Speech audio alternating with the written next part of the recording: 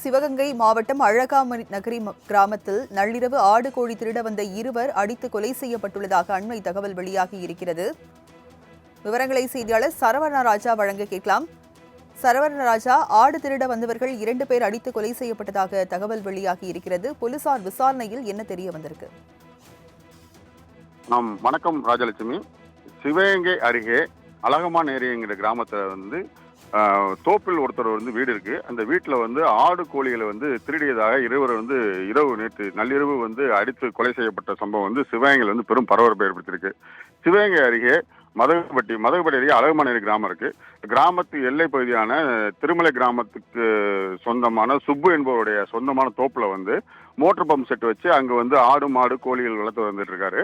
நேற்று நள்ளிரவு பார்த்தீங்கன்னாக்கா 2 நபர்கள், அதாவது கண்டாங்கிப்பட்டியை சேர்ந்த நபர் ஒருவர், மேலூரை சேர்ந்த ஒரு நபரும் ஆடு கோழிகளை திருடுவதாக கோழி சத்தம் கேட்கவே அங்கிருந்த கிராம மக்கள் ஒன்று கூடியிருக்காங்க. ஒன்று கூடி பார்த்தீங்கன்னா அவர்களை பிடித்து அடிச்சதுல பார்த்தீங்கன்னா இருவருமே பலத்த காயம் ஏற்பட்டிருக்கு.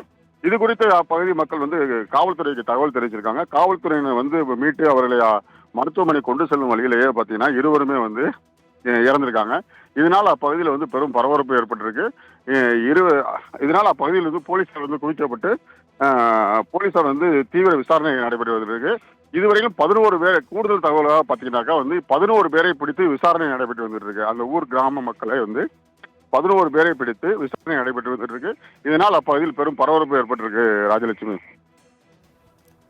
விவரங்களை வழங்கியதற்கு நன்றி சரவணராஜா.